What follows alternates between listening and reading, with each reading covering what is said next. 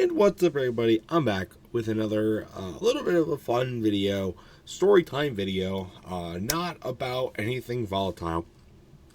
But, I talk about many forms of media on this channel: TV shows, movies, video games, you name it, social media, all sorts of stuff. There's one form of media that I have some fun stories about. Funny enough, I call them stories, but books. Now, today I thought I just kind of wanted to talk about some fun books that I've read, because I have not, over the years, I have not been like a big reader. There's just a lot of books out there that just don't really catch my attention. I was kind of thrown into like, oh, video games good, books bad kind of thing, very early on. And it's just really hard most of the time for me to like sit down and enjoy a good book. Like I tried the Harry Potter books, read one of them, didn't really like it, and turns out didn't really like the movies that much either. So, maybe there's a little bit of a correlation there. More like educational books like NASCAR books and animal books that I read when I was younger. Yeah, those are cool, but they're not going to really fit into these categories that I'm going to talk about today. But there are some other books that I have read that are actual true like novels that actually really caught my attention. And a lot of these are going to stem from one class in particular, my 10th grade English class that I had. Though there was a couple that happened before this and also some that happened after this class too. So I wanted to get into a little bit of both here. So I'm just going to name a few and kind of give my overall thoughts and how, like, I really like them and whatnot. No true, like, book reviews or anything, but the first one I want to talk about is one that I read in 6th grade I believe it's called Red Fern. I could be wrong. I don't remember the exact name of the book, but the story itself stuck with me very much. And I remember this book very much because we read it in 6th grade. And what I remember particularly is that we would do reading sessions in person, reading specific sections of the book in class. And then when we got to the end of the book, every class had to get together into the room, do it at one time, read the end of the book, because that's how sad it was, and the teacher did not want to do that multiple times in the same day. I remember that very, very well. And the ending I remember the book being pretty good. It's about, a kid that gets like 2 dogs, and then they become like hunter dogs, and they enter like a competition, and he gets a really good relationship with the dogs and falls in love with them, and they have a really good bond together, and they go and win the competition. But then both of the dogs end up passing away, one for 2 very, very different reasons as well. I'm not going to spoil that part for you, but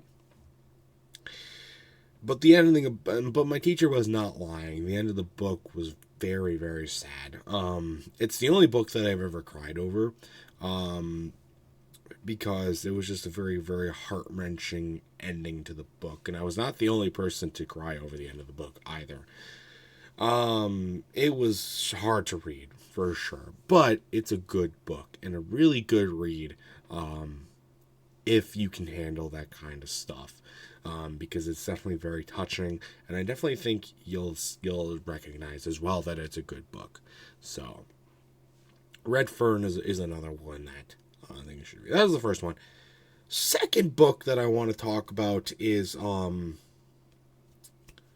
what's it called? So this book I also don't remember the name of off the top of my head.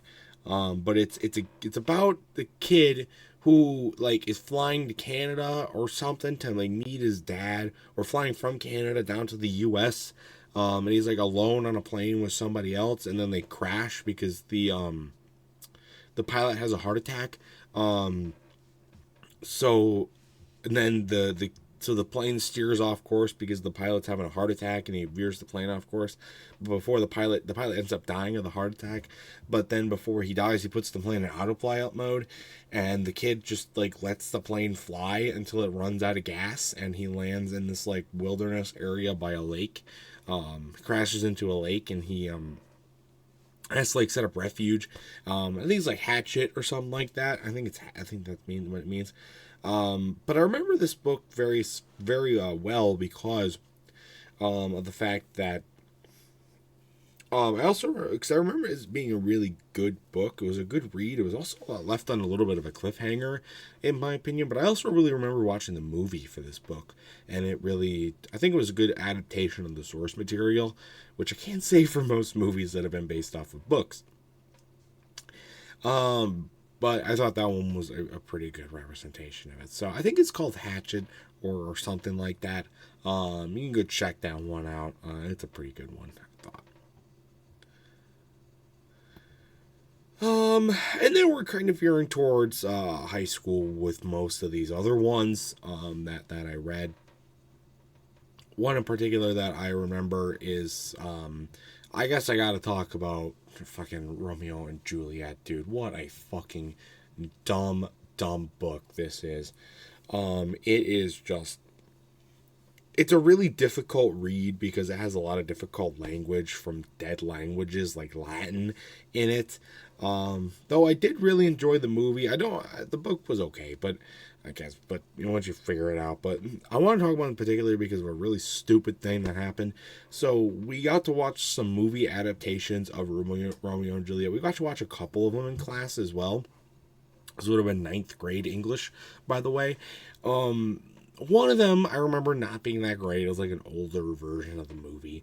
But the one that I really wanted to watch was the Baz Luhrmann version with Leonardo DiCaprio.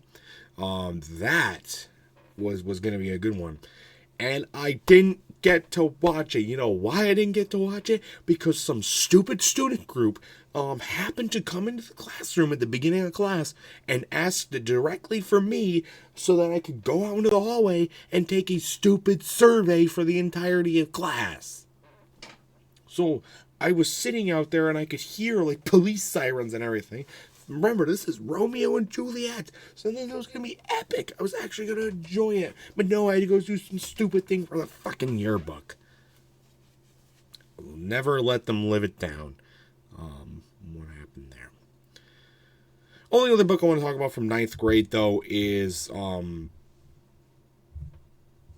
Kill a Mockingbird as well. What a book this is. This is a really hard book to get into. Because it's long. There's a lot of dragging on in the book, and there's also a lot of just a lot of dragging on parts of the book.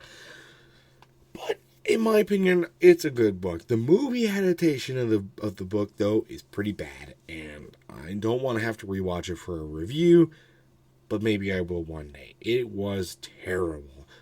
So boring, and just so hard to get into. Would not recommend it, but the book is good. Because you can do a little spin, a little bit more of your own perspective than what the movie adapts it to. So I think that was a good one. And then we're getting to the 10th grade English class that I think had the most banger books. First one we're talking about is Animal Farm. This was a really good book in my opinion, and it's quite the story for sure. I remember it for many reasons. I remember it for the ending of the book with the pigs and the guys and the humans talking. I also remember it mainly for my favorite character in the book, which was the horse. The really strong horse that ends up like getting really screwed over by the system, and like how well represented that was for like a lot of people in this country. I think that was just done really, really well. Or like even like, like other countries that have done like communists and stuff too. That part was done. He was my favorite character in the book, and I remember the book very well because of that. But overall, it was honestly a really good read. It was another book I did not expect to be a good one. We were required to read it. I would never read it on my own, but I'm glad I got the chance to read it. So that was good. And the other one I wanted to talk about from 10th grade English that really stood out to me was another one. Actually, I guess another one is Kite Runner. This is a powerful book as well.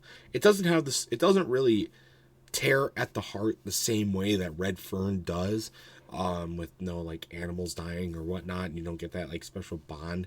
But it touches on a very more real thing that's going on in the world. It's based off actual like events and stuff, or loosely based off of, at least. And that is good. It is. It's a good book. It's a hard read though, not because of not because it's really hard to understand language. The material is just very difficult to process. So you definitely got to be prepared for that going in. But I definitely would recommend the read. And the movie's not that bad either, as well. We watched the movie adaptation of this book too, and no, I didn't mind it at all. I thought it was pretty good. So that I was glad about. So. But then, the only other book in 10th grade English that really I remember very fondly, was a book that I voluntarily got to pick out to read, and that is Jurassic Park.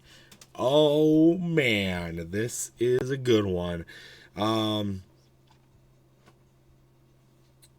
The Jurassic, I guess I'll talk about both Jurassic Park and Lost World. I read Lost World, the book, in a junior year, whereas I read and I didn't, and it took me a long time. I've been a Jurassic Park fan for a long time. It took me a while to like realize that there were book versions of the movies, and like the books came first. That took me a long time to process and realize. And I didn't expect them to be that different, but I really enjoyed them. They are very, very good reads. They are long reads, though. Both Jurassic Park books are very, very long reads. There's a lot of stuff in them. However, if you're a fan of the movies, or you're, a fan of that kind of stuff, they are 100% a great read. Both books are. I actually bought them both. They're at a bookshelf somewhere. I think they're in my room, actually. And they are both excellent reads.